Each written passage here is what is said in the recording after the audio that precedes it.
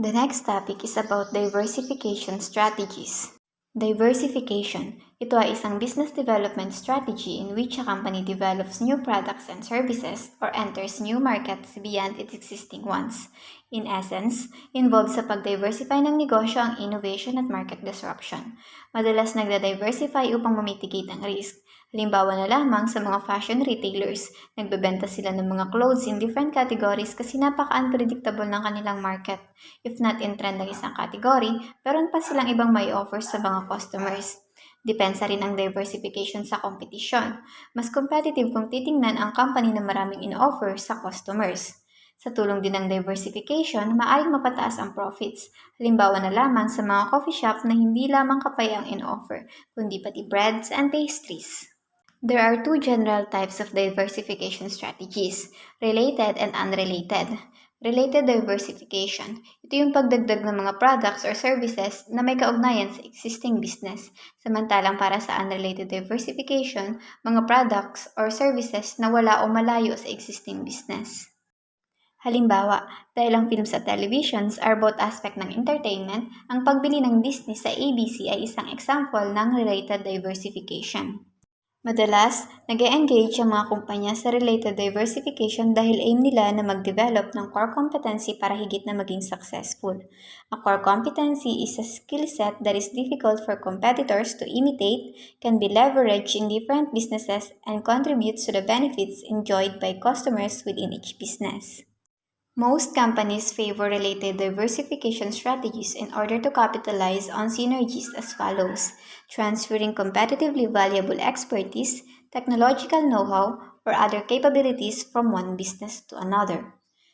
Combining the related activities of separate businesses into a single operation to achieve lower cost.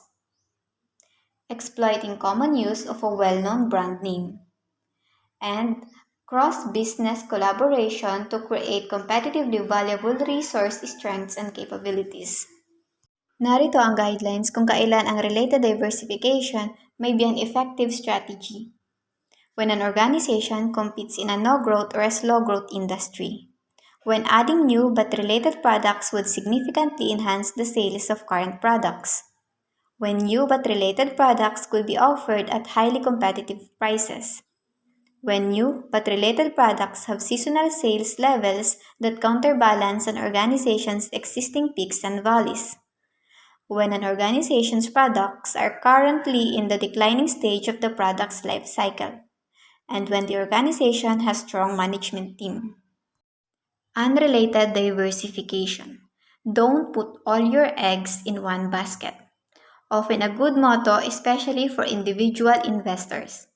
By building a portfolio of stocks, an investor can minimize the chances of suffering a huge loss. Some executive takes a similar approach. Rather than trying to develop synergy across businesses, they seek greater financial stability for their firms by owning an array of companies. Bakit nga naman bibili ang soft drink company ng movie studio? Medyo mahirap pa imagine ang logic behind that pero ginawa iyon ng Coca-Cola nang bilhin niya ang Columbia Pictures.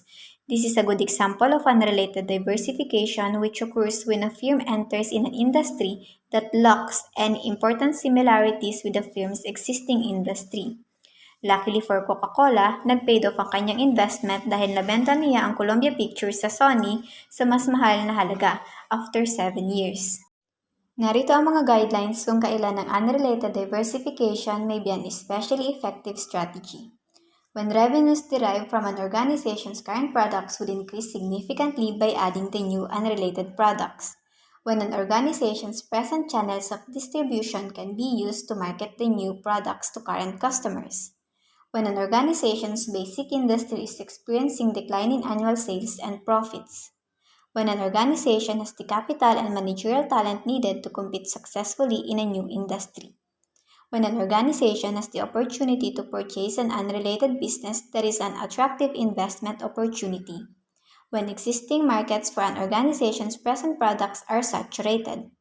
And when antitrust action can be charged against an organization that has historically concentrated on a single industry.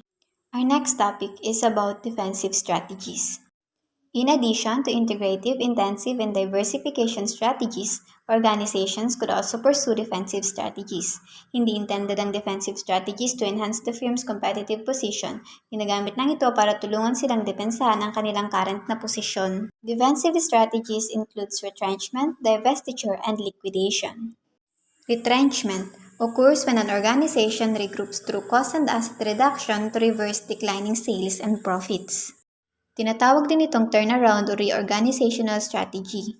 During retrenchment, ang mga strategies ay gumagalaw with limited resources at under pressure ng mga shareholders, employees at ng media. Maaari ding maganap ang pagbebenta ng mga lupa at mga buildings upang makapag-raise ng kinakailangan na pera, pag-prune ng mga product lines, pag-close ng mga marginal businesses at factories, pag-reduce ng mga employees at pag-institute ng expense control system. Narito ang mga guidelines kung kailan ang retrenchment ay maaaring maging especially effective strategy to pursue. When an organization is one of the weaker competitors in a given industry. When an organization is plagued by inefficiency, low profitability, and poor employee morale. When an organization has grown so large so quickly that major internal reorganization is needed. Another defensive strategy is called divestiture. This is the selling of a division or part of an organization. Madalas ginagawa ang divestiture upang makapag-raise ng capital for further strategic acquisitions or investments. These are the guidelines kung kailan ang divestiture may be an especially effective strategy to pursue. When an organization has pursued a retrenchment strategy and failed to accomplish needed improvements. When a division needs more resources to be competitive than the company can provide. When a division is responsible for an organization's overall poor performance. When a division is a misfit with the rest of an organization. Next, we have liquidation. Selling all of company's assets in parts for their tangible worth is called liquidation. Ang liquidation ay recognition ng defeat and consequently can be an emotionally difficult strategy. However, it may be better to cease operating than to continue losing large sum of money. These are the guidelines kung kailan ang liquidation may be an especially effective strategy to pursue. When an organization has pursued both a retrenchment strategy and divestiture strategy and neither dun sa dalawa ay naging successful. When an organization's only alternative is bankruptcy. And when the stockholders of a firm can minimize their losses by selling the organization's assets. Thank you for listening. Let's now proceed to the next reporter.